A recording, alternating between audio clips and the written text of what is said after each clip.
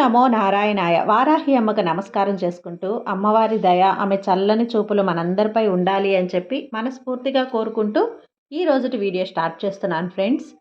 ఇక ఈరోజు వీడియోలో మనం చూడబోయేది ఏంటి అంటే, మనం ప్రతిరోజు కూడా వారాహి అమ్మవారి నుంచి ఎన్నో విశేషమైనటువంటి పూజలు, పరిహారాలు, స్విచ్ వర్డ్స్, ఏంజల్స్ నెంబర్స్, బీజ మంత్రాలు, లా ఆఫ్ అట్రాక్షన్స్ ఇలాంటివన్నీ కూడా మనం చేస్తూ ఉంటాం కదా. అలాగే ఈరోజు కూడా అమ్మవారి వాగ్దానంగా ఈరోజు ఈ 3 పువ్వుల్లో ఒక పువ్వు తాకు బిడ్డ. ఈ 3 పువ్వుల్లో ఒక పువ్వు తాకిన నీకు నీ జీవితం ఎలా ఉంటుందో ఇప్పుడే తెలుసుకొని అమ్మ వాగ్దానంలో చూద్దాం. అమ్మవారి వాగ్దానాన్ని చూసే ముందుగా వీడియో గనక మన ఛానల్లో ఫస్ట్గా చూస్తూ ఉన్నట్లయితే ప్లీజ్ సబ్స్క్రైబ్ చేసుకోండి ఫ్రెండ్స్. వీడియో నచ్చితే గనక లైక్ చేయండి, షేర్ చేయండి, కామెంట్ చేయండి. అలాగే అమ్మవారి వాగ్దానం వినే ముందుగా ఒక్కసారి మన ఛానల్లో మనకు బాగా తెలిసినటువంటి గొప్ప అనుభవజ్ఞులైనటువంటి గురువుగారు అండి శ్రీ షిరిడి సాయి ఆశీస్సులతో జ్యోతిష్యం చెప్తున్నారు. నెంబర్ 1 వశీకరణ స్పెషలిస్ట్ గురూజీ సుబ్రహ్మణ్యం రాజు గారు. Contact number 7075662225. ఈ గురువుగారు చెప్పింది చెప్పినట్లుగా జరుగుతుంది. భార్యాభర్తల మధ్య గొడవలు, విదేశీ ప్రయాణం ఆలస్యం అవటం, ప్రేమ, పెళ్లి, సంతానం లేకపోవటం, కోర్టు సమస్యలు, గృహము మరియు కుటుంబ సమస్యలు, ధనం నిలకడ లేకపోవటం, నమ్మిన వ్యక్తి మోసం చేయటం, స్త్రీలకు పురుషులకు సంబంధించిన గుప్త సమస్యలు ఎటువంటివైనా సరే రోజుల్లో పరిష్కారం చేయబడును. మీరు ఎంతోమంది దగ్గర జ్యోతిష్యం చెప్పించుకొని పరిష్కారాలు చేయించుకొని నిరాశ చెంది ఉన్నట్లయితే ఒక్కసారి ఆదికొండ దేవతలైన కోయరాజు గారికి ఒక్కసారి కాల్ చేయండి. కోయ గురూజీ గారు కొండదేవత పూజారి సుబ్రహ్మణ్యం రాజు గారు. Contact number 7075662225. మా జీవితంలో కూడా ఎన్నో మార్పులు జరిగాయి కాబట్టి నమ్మకంగా చెప్తున్నాను. ఒక్కసారి గురువుగారిని కాంటాక్ట్ అవ్వండి. ఇక వీడియోలోకి వచ్చేస్తే, బిడ్డ, ఈ 3 పువ్వుల్లో ఒక పువ్వు తాకు. ఈ 3 పువ్వుల్లో ఒక పువ్వు తాకిన నీకు నీ జీవితం ఎలా ఉంటుందో ఇప్పుడే తెలుసుకొని అమ్మ వాగ్దానం ఏంటో చూడు. ఈ 3 పువ్వుల్లో ఒక పువ్వు తాకు. నాకిష్టమైన ఈ యొక్క 3 శంకు పువ్వులలో ఒక పువ్వు తాకు తల్లి. నీకు ఎలాంటి జీవితాన్ని అందించబోతున్నానో, నీకు ఎలాంటి శుభవార్త తెలియపరుస్తానో ఇప్పుడే తెలుసుకో. ప్రశాంతంగా మనసు నుంచుకొని నీ జీవితం ఎలా ఉండాలి అనుకుంటున్నావో ఒక్కసారి ఊహించుకొని ఈ 3 పువ్వులలో ఒక పువ్వు తాకు. ఖచ్చితంగా అమ్మ ఆశీర్వాదం ఎలా అందుతుందో నీకే తెలుస్తుంది. నీ యొక్క శుభవార్త, నీకు కావలసిన ఆ శుభవార్త నువ్వే విని తెలుసుకో అని చెప్పి అమ్మవారు మనకు ఒక 3 శంకు పువ్వులు అయితే మన ముందు ఉంచారండి. ఈ 3 పువ్వులలో ఏ పువ్వు మీద నువ్వు ఎంచుకున్నావో అమ్మవారు ఏం చెప్పబోతున్నారో ఇప్పుడే తెలుసుకోండి. మొదటిగా 1వ నెంబర్ పువ్వుని తాకిన నా బిడ్డ ఎవరైతే ఉన్నారో వారికి రాబోయే జీవితం ఎలా ఉంటుందో ఇప్పుడు జాగ్రత్తగా అమ్మ మాటల్లో విందాం. తల్లి, నువ్వు 1వ నెంబర్ శంకు పువ్వు తాకిన నీకు నీ జీవితం ఎలా ఉండబోతుందో తెలుసుకోవాలని ఉంది కదా. ఖచ్చితంగా విను. నీ సమయం. నీలో ఒక ఆత్మవిశ్వాసం పుడుతుంది. నువ్వు కోరుకున్నది, నీకిష్టం వచ్చింది చేయగలుగుతావు. అలాగే నువ్వు మనసు పెట్టి పనిలో పూర్తిగా లీనమై ఆ పనిని పూర్తి చేస్తావు. చాలా కాలంగా ఎదురు చూస్తున్న నీ యొక్క గోల్ అనేది నువ్వు ఖచ్చితంగా అందుకోబోతున్నావు. నీ గోల్ని నువ్వు సాధించబోతున్నావు. అలాగే నువ్వు కోరుకున్న ఉద్యోగం నీకు ఖచ్చితంగా వస్తుంది. నిన్ను సంతోషపెట్టే ఒక మంచి స్థాయికి నువ్వు చేరుకుంటావు. నీలో ఒక మంచి పవర్ అనేది ఉంది. అది నీ చేతికి వస్తుంది బిడ్డ. ఇప్పటి వరకు నీ నుంచి దూరంగా వెళ్ళిన వాళ్ళు నీ గురించి తెలుసుకొని నీకు ఏదైతే ఇష్టం వచ్చినట్లుగా నీతో పాటే ఉంటారు. నువ్వు ఇష్టపడేటట్టుగా ఉంటారు. నిన్ను మెచ్చుకుంటారు. నువ్వంటే పడి చచ్చేంత ప్రేమ చూపిస్తారు. అన్నీ కూడా నీ నియంత్రణలోనే ఉంటాయి. రాబోయే కాలంలో నీ జీవితంలో చాలా పెద్ద మార్పులే వస్తాయమ్మా. ఈ మార్పులు చాలా కాలం నీ జీవితంలో అలాగే ఉంటాయి. నీ స్థాయి అనేది ఇంట్లోనూ అలాగే నువ్వు పనిచేసే స్థలంలోనూ మంచిగా ఉంటుంది. మంచి అభివృద్ధి అనేది నీ పనిలో ఉంటుంది. అది నువ్వు ఏ ఉద్యోగం చేసినా, ఏ వ్యాపారం చేసినా నీ మంచి ప్రమోషన్ అనేది ఖచ్చితంగా వస్తుంది. బిడ్డ, నీ చేతిలో ఒక పవర్ అనేది ఉంటుంది చూడు. మొత్తానికి చెప్పాలంటే ఒక రాజులా నువ్వు నిలుస్తావు. నీకిక మంచి ఆరంభం, మంచి కాలం ఆరంభమైంది. నీ జీవితం పెద్ద మార్పు అనేది రాబోతుందమ్మా. ఇది ఉద్యోగంలో కావచ్చు, వ్యాపారంలో కావచ్చు.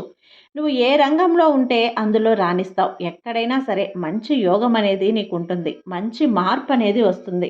నీకు మంచి యోగం రాబోతుంది అని చెప్పాను కదా. ఆ రాబోయే కాలం నీ నియంత్రణలో ఉంటుంది. నీకు ఇష్టం వచ్చినట్లు మంచి ఎదుగుదల అనేది కూడా ఉంటుంది. కాబట్టి ఇక దిగులు చెందవద్దు. ఇక నువ్వు రెండో నెంబర్ శంకు పువ్వు తాకావు కదా! ఈ శంకు పువ్వు ఒకటో నెంబర్ తాకిన నువ్వు ఎప్పుడూ కూడా మొట్టమొదటి స్థానంలో ఉంటావు. రాణిస్తావు. ఇక నీకు తిరిగే ఉండదు. నీ జీవితం అద్భుతంగా ఉంటుంది. నేను చెప్పాను కదా! నాకు ఇష్టమైన ఈ శంకు పువ్వులలో మొట్టమొదటిది నువ్వు అందుకున్నప్పుడు నీవన్నిట్లో కూడా విజయం పొందుతావమ్మా. ఇక రెండవ నెంబర్ పువ్వు అనేది నువ్వు తాకావు కదా బిడ్డ! నీకు ఎలాంటి అదృష్టం రాబోతుంది, ఎలా జీవితం ఉండబోతుందో తెలుసుకోవాలి కదా! ఖచ్చితంగా విను. నీకు చాలా డబ్బు అనేది వస్తుంది. అలాగే శాశ్వతమైన సంతోషం అనేది కూడా నీకు ఉంటుంది. చాలా కాలం ఆగిపోయిన భూమికి, ఆస్తికి సంబంధించిన పనులవేనివి సవ్యంగా జరుగుతాయి. ఇక డబ్బు సమస్యలనేవి నీకు ఏమీ ఉండవమ్మా. డబ్బులు మంచిగా వస్తాయి. మంచిగా సంపాదిస్తావు. నువ్వు ఏ పని తలపెట్టినా అందులో మంచి ఆదాయం అనేది ఖచ్చితంగా నీకుంటుంది. ఏదైనా సరే నీకు గెలుపు అనేది వస్తుంది. మంచిగా జాబ్ రావచ్చు. నీ యొక్క వ్యాపారం, బిజినెస్ కావచ్చు, అన్నీ కూడా ముందుకు వెళ్తాయి. డబ్బు లాభంగా బాగా ఎక్కువగా నీకు రాబోతుంది. ఇక నీ జీవితం చాలా లగ్జరీగా ఉండబోతుంది. కాబట్టి నీకు నచ్చిన డబ్బుని జాగ్రత్తగా చూసుకో. ఆచితూచి ఖర్చు పెట్టు. ఏది కూడా వచ్చిందని వృధాగా చేయకు. చెడు వాటిల అనేది అస్సలు ఒక పక్క కూడా వెళ్ళకు. చెడు అలవాట్లు అంటే ఏంటో నీకు తెలిసినవే కదా! మంచి చెడులు అనేవి ప్రతి ఒక్కరిలోనూ ఉంటాయి. మంచి దారిలో నడిస్తే మంచి, చెడు దారిలో నడిస్తే చెడొస్తుంది. కర్మలనేవి చాలా ముఖ్యం. కర్మలే నీ జీవితాన్ని తయారు చేస్తాయి. నీకేం చేస్తావో అదే నువ్వు పొందుతావు. కాబట్టి నువ్వు మంచి కర్మలే చెయ్యి అని ఎప్పుడూ కూడా నువ్వు మర్చిపోవద్దు.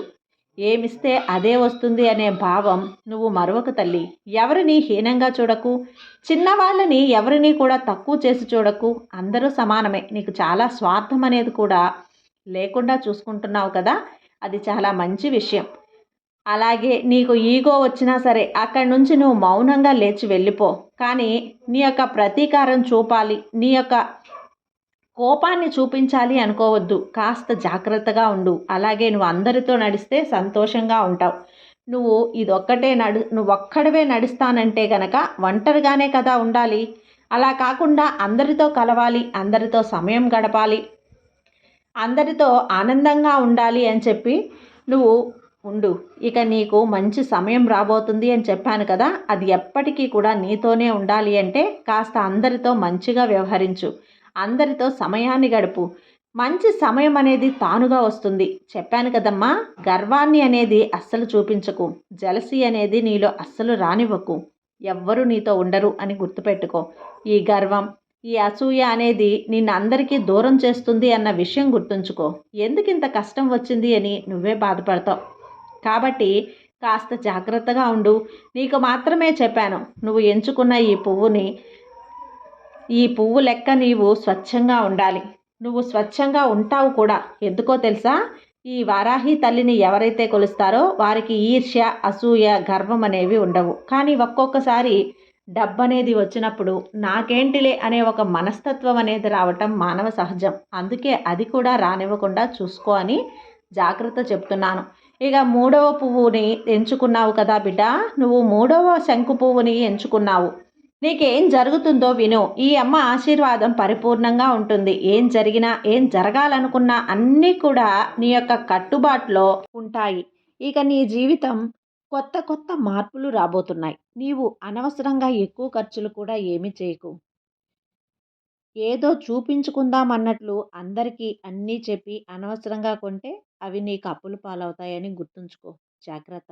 జాగ్రత్తగా ఉండడం ఎంతో అవసరం. అనవసరంగా ఏది పడితే అది కొని డబ్బును వృధా చేయకు. మళ్ళీ అవి కొని వాటి వల్ల బాధపడటం ఏమీ ఉండదు.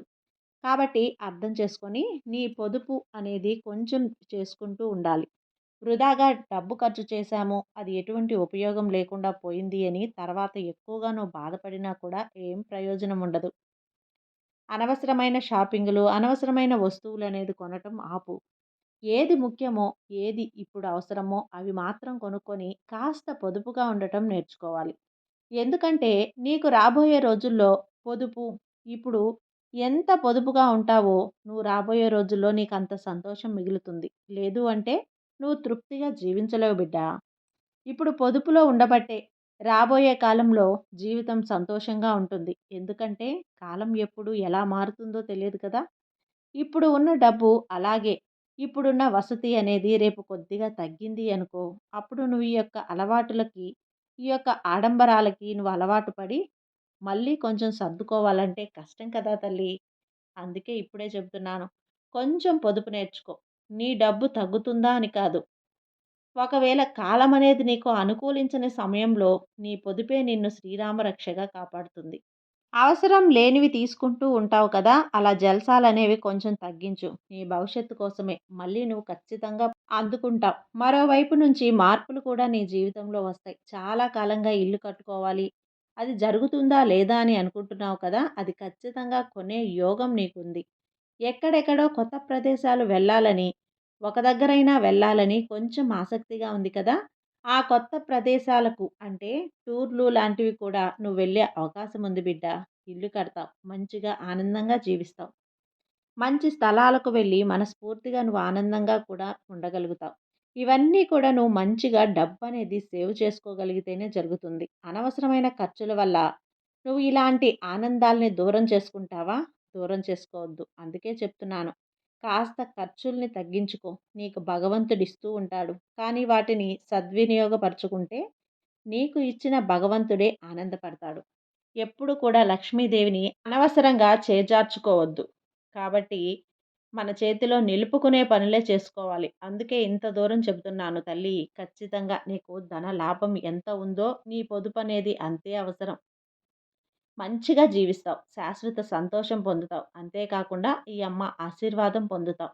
ఈ శంకు పువ్వులో ఉన్న ఆ ఎరుపు రంగులాగే నీ జీవితం కూడా విరిసిన మొగ్గల ఆనందంలా ఉంటుంది. నిశ్చింతగా ఉండు. అంతా మంచే జరుగుతుంది. వారాహీదేవి ఆశీర్వాదం ఎప్పుడూ నీకుంటుంది. సర్వే జనా సుఖినో భవంతు. జై వారాహి మాత.